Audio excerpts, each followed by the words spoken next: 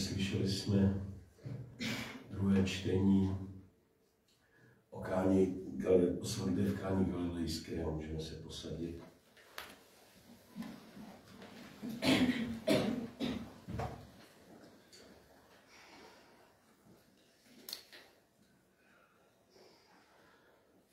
Přátelé, svatba je vždy radostnou událostí v životě lidském. Je to počátek vyššího vztahu a propojení. Není náhoda to, že svatbu v Káni Jan do svého evangelia zařadil hned na začátku. Ví, že tato svatba je předznamenáním věcí příštích a je to místo, kde Ježíš veřejně učinil svůj první zázrak, když proměnil vodu ve víno. Na jeho zázraky však nelze pohlížet jako na nějaká kouzla či magii. Každý zázrak, který kdy vykonal, neslouží k pobavení publika.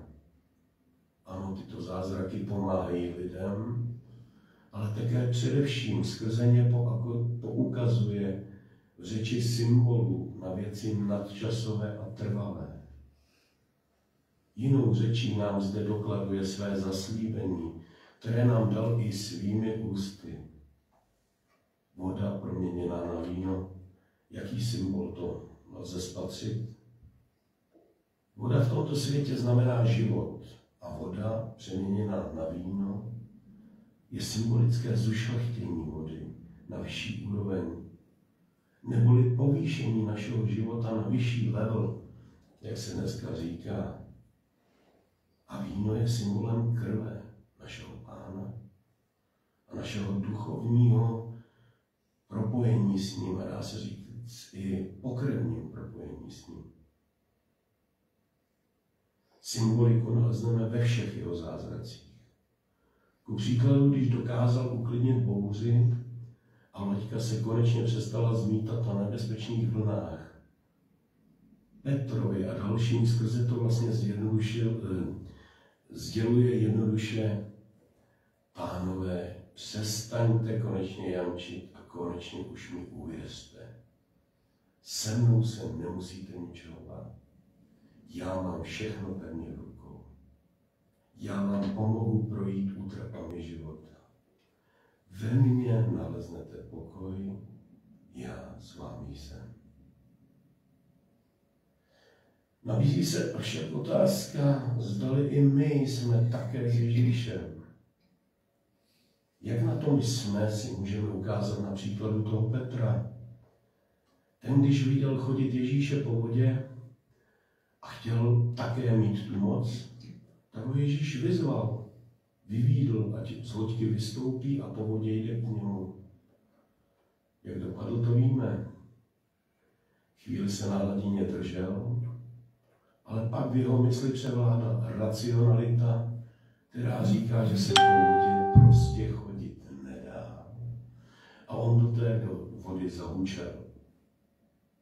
Mám pocit, že v mnoha místech našich životů dopadáme s naší vírou přesně tak, jako ten Petr. Řeči se vedou, voda teče a skutek utek. Proběhly vánoční svátky, oslavili jsme narození našeho Pána Ježíše Krista. Avšak předtím, než se narodil, proběhla ještě jedna důležitá svatba, a to svatba Josefa s Pannou Marií. O této svatbě i o svatbě v Káni a mnoha dalších věcech se můžeme podrobně dočíst v jednom pozoruhodném díle, které nese název Život a hořké mučení Pána našeho Ježíše Krista. V té tašce, kterou jsem nevybalil, vidíte, že to je 5 velkých svazků. Ty si potom budete moct prohlédnout při kávě vzadu. Můj kamarád Rudolf Špaček, farář, se vzepřel racionalitě, která velice často hovoří ve smyslu má dáti dal. A i přesto, že věděl, že na tom prodělá košili i kabát, a taky se tak stalo, tak poslechl své vnutí víry a toto dílo rozsáhlé, nechal celé přeložit a vydat ve svém nakladatelství Bibliofilm. Mimochodem v tomto nakladatelství, když si ho najdete i spoustu jiných knih.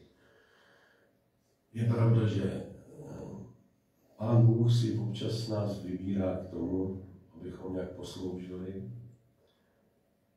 A možná, že z toho nemáme hned užitek, ale já věřím, že se tomu mému kamarádovi vrátilo prostě nějakým způsobem jinak. Vždycky se nám to vrátí. Jenom na srozuměnou. Ale samozřejmě on do toho šel i s tím, že prostě bude mít velký prodělek. Věděl, že to je prostě něco, co musí udělat. Cítil to tady, že v těle.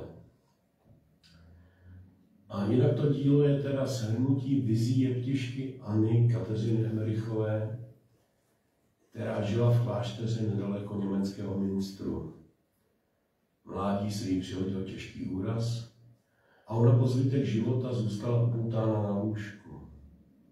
Její vize, které začala mít, pak postupně sepsal do uceleného díla 5 velkých svazků italský básník Brentano. Nemohu nezmínit něco pro skeptiky. Svatý stolec Annu Kateřinu Emerichovou, jak za jejího života, tak i po tomto dílo několikrát prověřoval. A všichni moc dobře víme, že Řím tyhle prověrky nefláká. A vždycky se snaží něco najít. A přesto museli nakonec konstatovat, že to dílo je nezávadné. To je jenom pro skeptiky. Díky jejím vizím tak můžeme vidět detaily doby a života Panny Marie a Ježíše Krista, které se jinde v písemných záznamech v takové míře nenachází. Například to, že Panna Maria i Josef byli důkladně vybráni, přesně dle proroctví Starého zákona. Vše muselo být splněno do puntíku a kde nebylo jasno, pomohla Boží pomoc. Josef byl vybrán ze 7 kandidátů pomocí větévky, kterou každý z nich položil na oltář. Ta Josefova se rozpůjčila a zazelenala. U Panny Marie to bylo jednoznačné. Emerichová popisuje i její neposkvrněné početí. A to, jak byla od malička vychovávána jako čistá nádoba, která bude hodna přivést na svět Mesiáše. Přiznám se, že když jsem četl pasáže o jejím dětství, tak jsem ji svým lidským způsobem politoval. Protože to dětství ve srovnání s ostatními dětmi si zrovna moc neužila. Jestliže hovoříme o oběti Ježíše Krista, tak bychom měli i hovořit o oběti Panny Marie. Protože ta její oběť, tak jak já to vidím, je ten celý její život. Že ho zasvětila tomu, aby přivedla na svět Mesiáše. No a mimochodem tyto detaily o hledání a přípravách lidského páru, kterým se má narodit Mesiáš, je často užito jako argument skeptiků, kteří tvrdí, že vše bylo esejci nastrojeno a že tím pádem se jedná o podvod, že Ježíš není tím pravým Mesiášem a podobně. K ateistickým skeptikům se vyjadřovat nebudu, to nemá cenu samozřejmě. Ale vyjádřím se k těm věřícím, což jsou ponejvíce Židé. A říkám zcela lidsky, že je to blbost. A že se vlastně mýlí ve svém úsudku. Vždyť tím vlastně popírají svou vlastní víru, když se chytají takovýchto argumentů. Popírají to, že člověk může být veden Boží vůlí, Duchem Svatým. Že si Bůh člověka prostě někdy vybere a použije ho jako svůj nástroj. A kolikrát o tom ani člověk neví. Jako příklad se mám uvést toho mého kamarádu Rudu. On to poslechl vědomě a dílo vydal. A dokonce i já jsem někdy zpětně zjistil, že si mě asi Bůh taky užil jako nástroje. A všem, já jsem o tom nevěděl. Až potom při zpětném pohledu si říkám, ano, ono to vlastně bylo ku prospěchu věci. A věřím, že i tak vy jste používání prostě Bohem. Že Bůh si vždycky někoho vybere, aby skrze člověka prosadil svoji vůli.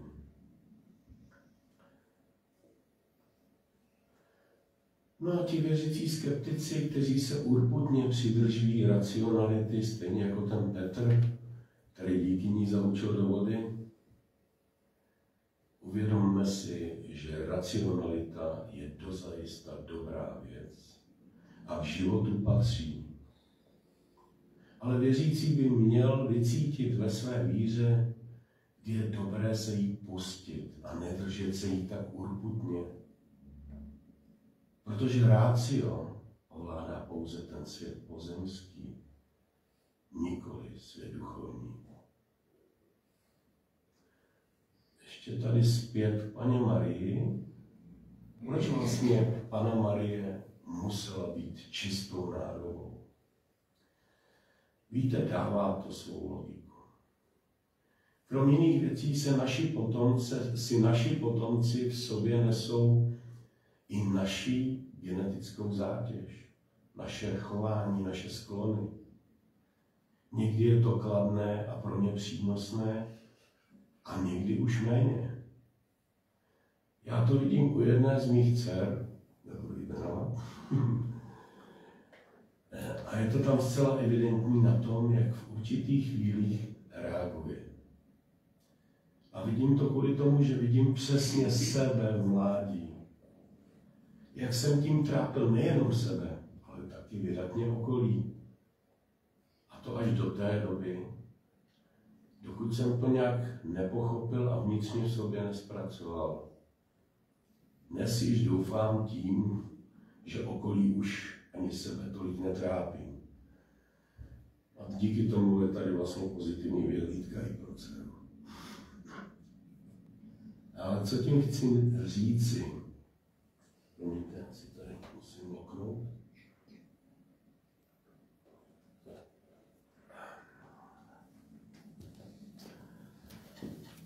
Co tím chci říci?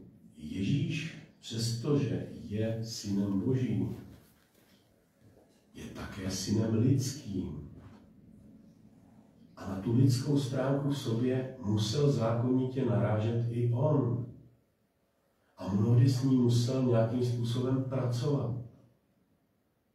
Pro mě je to třeba patrné v popisu jeho slov, kdy promluvá k nebeskému Otci v noci v zahradě Getsemanské, předtím, než ho odvedou.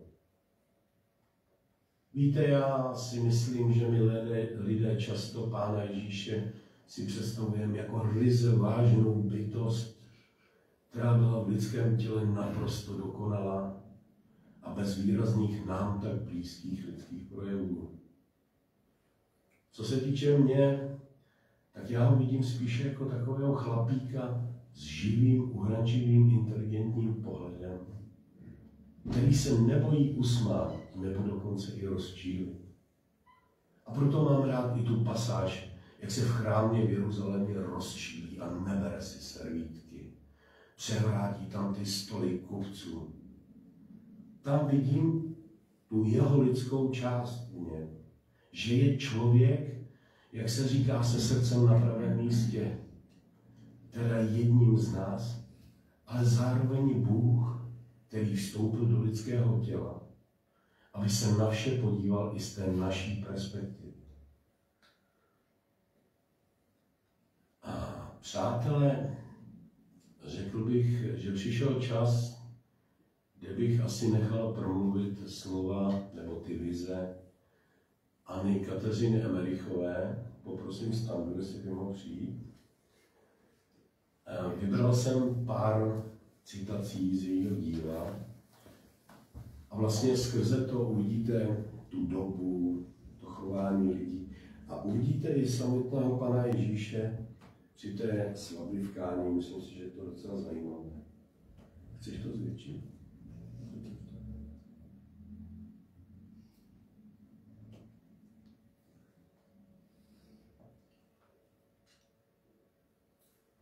Citace ze svatby Panny Marie.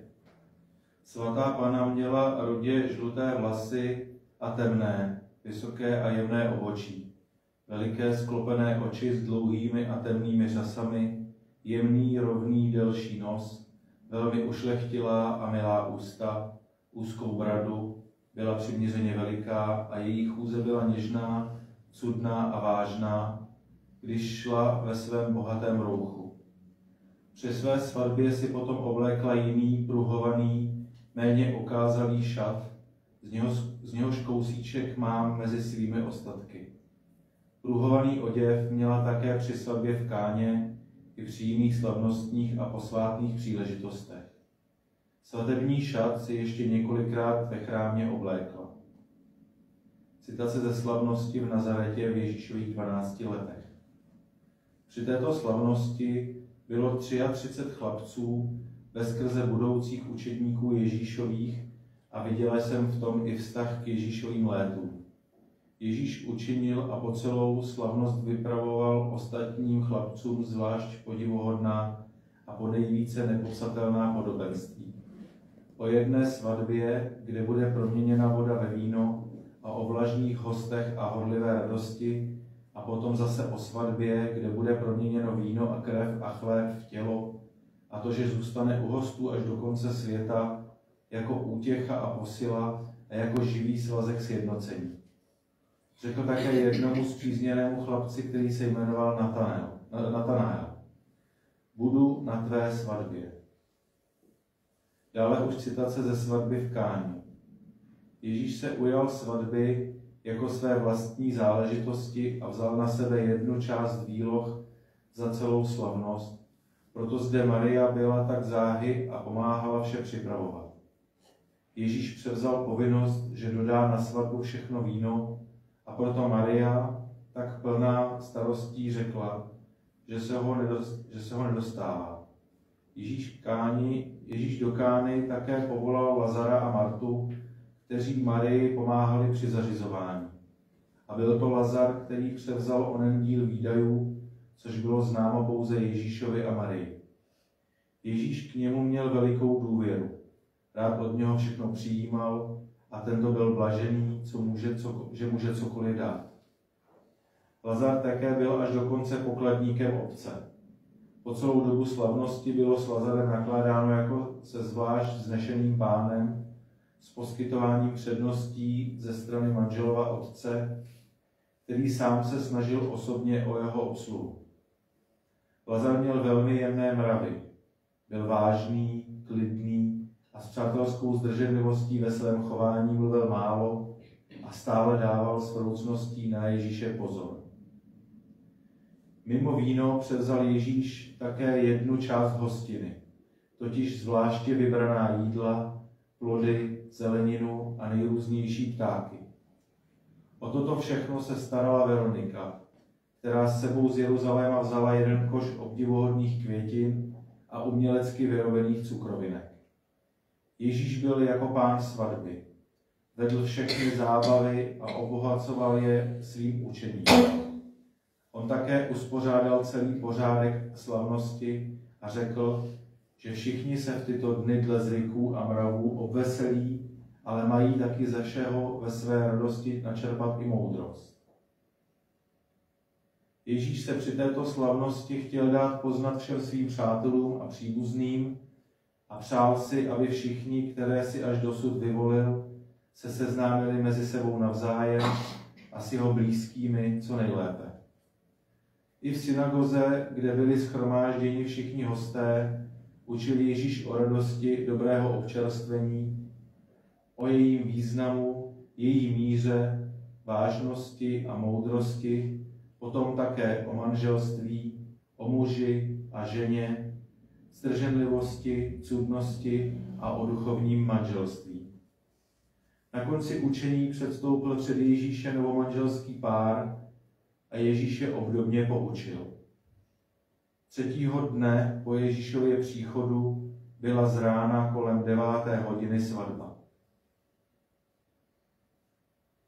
Svatbu vykonal kněz před synagogou. Prsteny, které vyměnili, dostal ženich od Marie jako dar a Ježíš je u své matky požehnal. Pozoruhodné mě při této svatbě připadalo, co jsem nepozorovala při svatbě Josefa a Marie, že kněz zranil ženicha a nevěstu ostrým nástrojem na místě levého prsteníku. Kde byl prsten, když si ho nasadili na ruku, pak nechal skanout ženichovi 2 a nevěstinu 1 krůp její krve do poháru vína, který oni společně vypili a pohár odložili. Později byl darován chudým, kteří se účastnili. Darovány byly i mnohé jiné věci, šátky a kousky oděvu. Viděla jsem však, že pro muže Ježíš sám připravil obdivuhodnou hru v domě pro obveselení.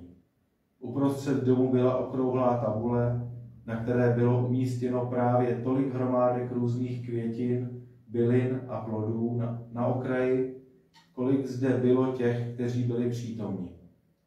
Tyto plody Ježíš napřed zcela sám uspořádal podle nejrůznějších významů s hlubokým smyslem. Nad touto tabulí se nacházela jiná pohyblivá okrouhlá deska s jedním otvorem.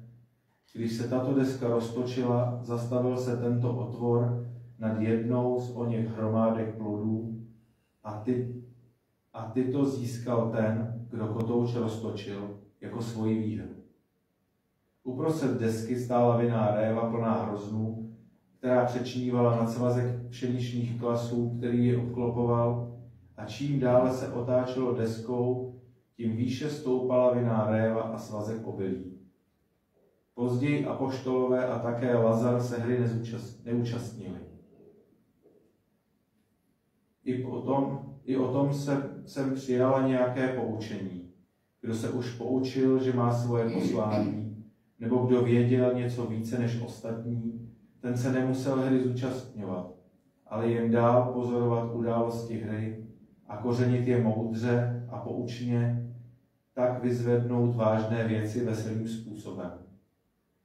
V této hře, kterou uspořádal Ježíš, bylo něco zcela obdivuhodného a více než náhodného, neboť výhra, která připadala každému, kdo se hry účastnil, byla přesně taková, že poukazovala na jeho vlastnosti, chyby a ctnosti a Ježíš vyložil každému jeho výhru podle toho, jaké je tvořily plody. Každá výhra byla podobenstvím pro toho, kdo ji získal, a já jsem cítila, že oni skutečně vnitřně něco s těmito plody přijímali. Tak mohli být všichni nyní jednotlivě dotknuti a probuzeni Ježíšovými slovy a snad také i požitím plodů, zatímco jejich význam nyní v působivosti od nich přešel, tak přece bylo to, co řekl Ježíš nad každou výhrou, i pro všechny ostatní, kterých se to netýkalo, zcela nepostřehnutelným a jen jako víno, které obveselí a je plné významu. Každý jednotlivec však cítil hluboký pohled Pána od svého vlastního nitra. Bylo to naprosto stejné, jako když mluvil s Natanaelem, že ho spatřil pod fíkovníkem, což ho hluboce zasáhlo a ostatní přitom zůstalo skryto. Vzpomínám si ještě, že mezi bylinami byla také rezeda a že Ježíš, když vyhrál Natanael chase, pravil: nyní dobře vidíš, že jsem právem řekl, ty jsi pravý Izraelita bez lsti. Viděla jsem však, že jedna výhra působila zcela obdivuhodně. Ženich Natanael získal pozoruhodný plod. Byly to 2 plody na jedné stopce. Jeden se více podobal fíku, druhý však více vroubkovanému jablku a byl dutý. Na povrchu červený, uvnitř bílý a rudě pruhovaný. Takové jsem spatřila v ráji. Vím, že všechny přivádělo v úžas. Když ženich získal tento plod a že Ježíš mluvil o manželství, cudnosti a o jejím 100násobném ovoci a že toto všechno bylo proneseno přece tak, aby se to nedotklo židovských představ o manželství. Někteří učedníci, například Jakub Menší, kteří byli Eseny, ještě hlouběji to pochopili. Teď bych, než přečteme poslední odstaveček, tak tak bych chtěl, abyste si vnímali, abyste ho důkladně vnímali, protože v tom se nese asi to hlavní poselství té svatby. Když Ježíš rozděloval beránka, vyprávěl zvláště podivuhodné věci. Mluvil o oddělování beránka od stáda, o tom, co je to být vyvolen, ne pro zábavu, ale proto, aby zemřel. Potom o pečení, o odkládání hrubosti prostřednictvím ohně očišťování, pak o rozdělování jednotlivých částí, tak musí i ti, kteří chtějí beránka následovat, se také oddělit od těch, s nimiž jsou tělesně co nejúžeji spojeni příbuzenským svazkem. A když kolem podával jednotlivé kousky a všichni beránka jedli, tehdy promlouval o tom, že beránek, který byl od svých odloučen a rozdělen, je nyní pro ně všechny pokrmem, který je společně spojuje, a takže musí učinit i ten, kdo následuje beránka. Musí se zříci pastviny, odumřít svým vášním, odloučit se od členů své rodiny a jeho stravou a pokrmem sjednocení bude toto skrze beránka a v jeho nebeském Otci. Já děkuji Staňovi. A co říci závěrem? Svatba v Káni je vlastně něčím, co dneska je běžné, co zažíváme. Když nějaká firma chce něco vybudovat nebo s něčím se začít, tak se udělají vlastně nejprv takové ty pohovory, kde se to představí veřejnosti. A z tohohle pohledu ta svatba v Káně je takovým Ježíšovým debriefingem, já nevím, jak se to správně říká, kde Ježíš vlastně představuje počátek té své cesty a co bude následovat. Tam to postupně ukazuje, když vysvětluje nějaké to podobenství a tohle. A rovnou tam zmiňuje i tu další svatbu. Takže, přátelé, svatba v Káni, tou nám Ježíš vlastně říká, že my všichni jsme tou nevěstou a on je tím naším ženichem. My všichni žijeme v propojeném vztahu s Ježíšem a toho bychom si měli být vědomi. A při večeři Páně, kdy přijímáme chléb, nám to on jasně říká, toto je tělo, které se za tebe vydává. A víno je krev, kterou jsme vzájemně spřízněni. Amen.